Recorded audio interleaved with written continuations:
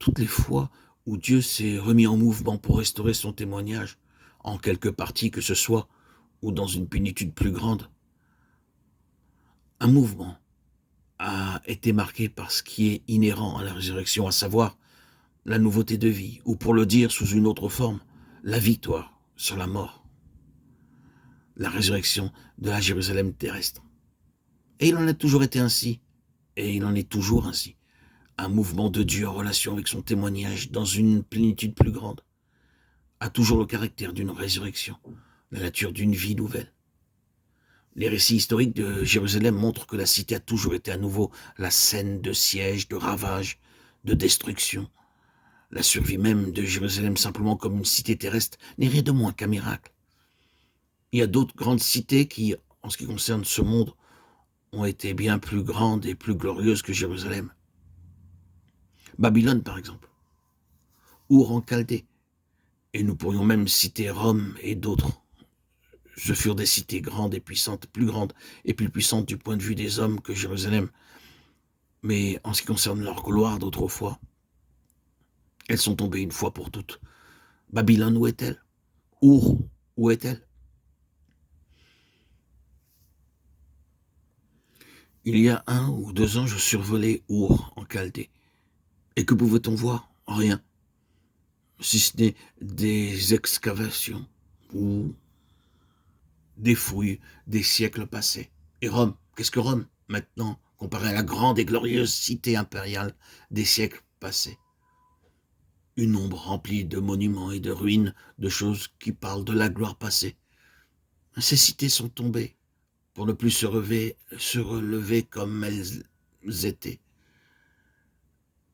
Mais Jérusalem, elle, s'est relevée, toujours à nouveau. Elle s'est relevée après siège et destruction, montrant très clairement que Dieu, le Dieu de la résurrection, trouve de l'intérêt en Jérusalem.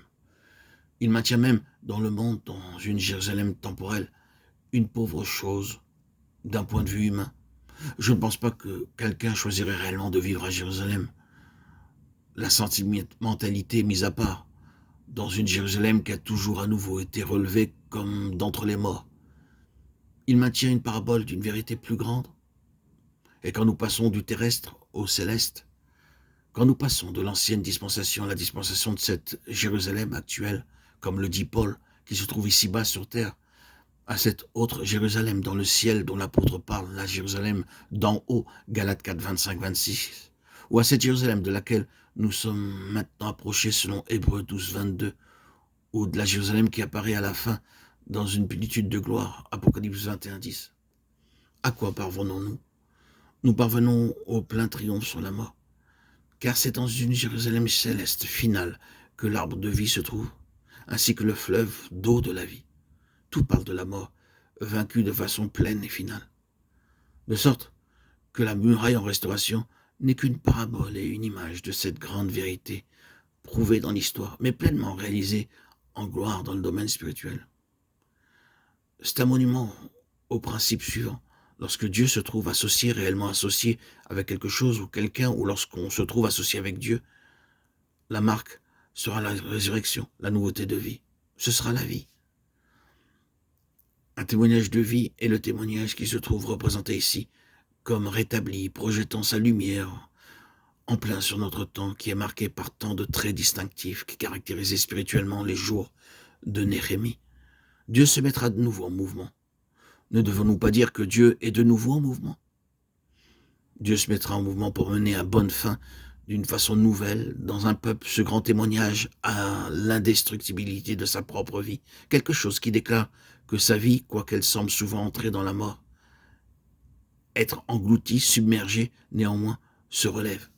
Cette vie ne peut pas être pleinement et finalement détruite. Un témoignage de vie, c'est un témoignage à ce que Dieu fait. Voilà le point.